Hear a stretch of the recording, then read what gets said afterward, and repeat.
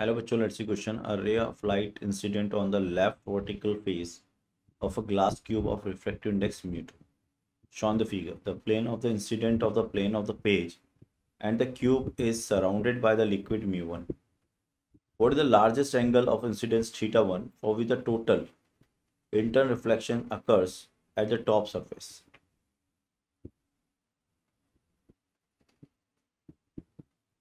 तो बच्चों जो की कॉन्सेप्ट है हमारे पास यहाँ पर, वो की कॉन्सेप्ट क्या हो जाएगा? की कॉन्सेप्ट जो है वो हो जाएगा आपके पास total internal reflection. It is total internal reflection. Total internal reflection of light.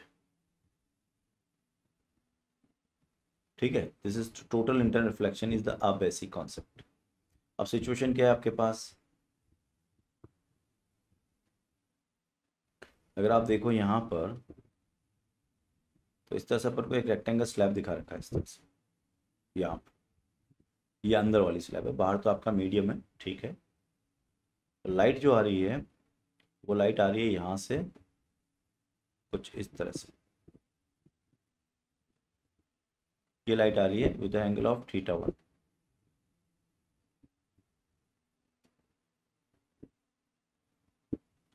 ठीक है, और ये लाइट ऐसे जा रही है यहाँ से और यहाँ पर गिर रही है. और हमसे पूछा है मैक्सिमम एंगल के लिए. तो मैक्सिमम एंगल की जब भी बात होती है हम केस क्या लगाते हैं? यो लिमिटिंग केस. तो यहाँ पर जो केस चलेगा वो चलेगा लिमिटिंग केस ऑफ TIR. क्योंकि हमसे पूछ क्या रहा है, वो यही पूछ रहा है कि मैक्सिमम वैल्यू. जब भी मैक्सिमम की बात आती है हम TI लगाएंगे. ये एंगल जो हो गया वो आपका हो गया थीटा सी, क्रिटिकल एंगल. ठीक है, और ये एंगल हो गया आपका π/2 माइनस थीटा सी, और ये हो गया थीटा 1. अब ये थीटा 1 ऑटोमेटिकली मैक्सिमम हो गया. तो स्नेस लगाते हैं. ये μ1 है और ये आपका μ2 है. तो μ1 into sine of theta 1 is equal to μ2, है ना, into sine of π/2 minus theta C. तो ये बन गया आपका μ1 sine theta 1 is equal to, ये हो गया आपका μ2 कॉस थीटा सी. ठीक है, μ2 कॉस थीटा सी. और कॉस थीटा सी मैं साइन थीटा सी लिखूंगा. साइन थीटा सी को क्या लिखूंगा? Root, that is your μ2 upon μ1 आपका साइन थीटा सी हो जाएगा. तो कॉस थीटा सी क्या हो जाएगा आपका? कॉस थीटा सी हो जाएगा it is root of 1 minus of sine square theta C. तो इसको लिखूंगा तो ये हो जाएगा आपका रूट 1 माइनस μ2 का स्क्वायर. ये μ1 है ना, बाहर μ1 है. ये होता है आपका μ2 बाई μ1. μ2 होता है जहाँ जा रही है यानी कि μ1, और μ1 होता है जहाँ से आ रही है यानी μ2. और ये हो गया 1 माइनस थीटा सी, 1 minus sign square theta C. तो इसको लिखूंगा मैं 1 माइनस साइन थीटा सी μ1 का स्क्वायर अपॉन μ2 का स्क्वायर.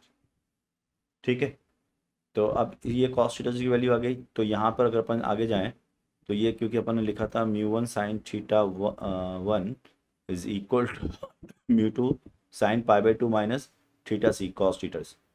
तो μ1 साइन थीटा 1 का maximum value is equal to what? μ2 into cos theta C हो गया आपका रूट ऑफ 1 माइनस ऑफ μ1 का स्क्वायर अपॉन μ2 का square. So that is μ1 sin theta 1 maximum is equal to the μ2 root over μ2 का square minus of μ1 का square upon μ2.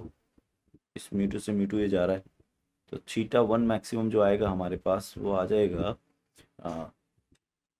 That is 1 upon μ1 root over μ2 का square minus of μ1 का square into sine inverse. अब आप check करते हैं इसको. तो देखो आपको ये साइन थीटा μ2 μ1 की फॉर्म में दे रखा है. ठीक है, तो मैं इसको ऐसे लिख सकता हूँ sine theta maximum is equal to, ये हो जाएगा रूट ऑफ μ2 का स्क्वायर बाई μ1 का स्क्वायर माइनस 1. ये आपका फाइनल आंसर हो जाएगा.